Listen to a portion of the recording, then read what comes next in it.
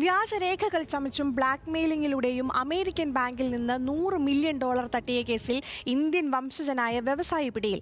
മഹേന്ദർ മജ്ജിഖാനിയാണ് യുഎസിലെ കാലിഫോർണിയയിൽ പിടിയിലായത്. ന്യൂപോർട്ട് ബീച്ചിലെ ആഡംബര വില്ലയിൽ നിന്നാണ് ഫെഡറൽ ഉദ്യോഗസ്ഥർ ഇയാളെ നാടകീയമായി അറസ്റ്റ് ചെയ്തത്.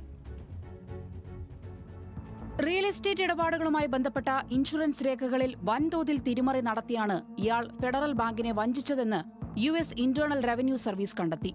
സാമ്പത്തിക തട്ടിപ്പിനു പുറമെ ബാങ്ക് ഉദ്യോഗസ്ഥരെ സ്വാധീനിക്കാൻ മയക്കുമരുന്നും ലൈംഗിക തൊഴിലാളികളും പങ്കെടുത്ത രഹസ്യ പാർട്ടികൾ സംഘടിപ്പിച്ചതായും ഇയാൾക്കെതിരെ ഗുരുതരമായ കണ്ടെത്തലുകളുണ്ട്.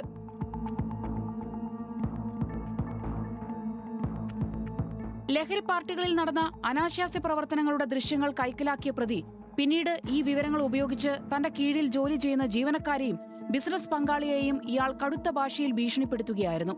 അനുസരിച്ചില്ലെങ്കിൽ വധിക്കുമെന്നും കുടുംബത്തെ ഇല്ലാതാക്കുമെന്നും ഭീഷണി മുഴക്കിയിരുന്നു. ആയുധധാരികളായ ഗുണ്ടകളെ ഉപയോഗിച്ച് സദേൺ കാലിഫോർണിയയിലെ ചില ആഡംബര ഹോട്ടലുകളും റെസ്റ്റോറന്റും ഇയാൾ കൈക്കലാക്കാൻ ശ്രമിച്ചതായും റിപ്പോർട്ടുണ്ട്. ന്യൂപോർട്ട് ബീച്ച് ആസ്ഥാനമായി പ്രവർത്തിക്കുന്ന കാൻഡർ ഗ്രൂപ്പ് VLCC എന്ന ധനകാര്യ സ്ഥാപനം വഴിയാണ് മഖിജാനി ബാങ്കുമായി ഇടപാടുകൾ നടത്തിയത്.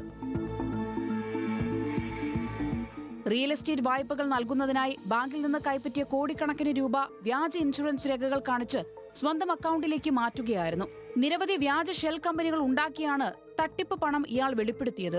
ബിസിനസ് രംഗത്തെ മറ്റു ചില തട്ടിപ്പുകളുമായി ബന്ധപ്പെട്ട് കഴിഞ്ഞ മാസം മറ്റൊരു കോടതി മഖിജാനോട് $1.3 ബില്യൺ നഷ്ടപരിഹാരം നൽകാൻ വിധിച്ചിരുന്നു. ഇതിന് പിന്നാലെയാണ് ബാങ്ക് തട്ടിപ്പ് കേസിലും ഇയാൾ ഇപ്പോൾ കുടുങ്ങിയിരിക്കുന്നത്. International desk, news Malayalam.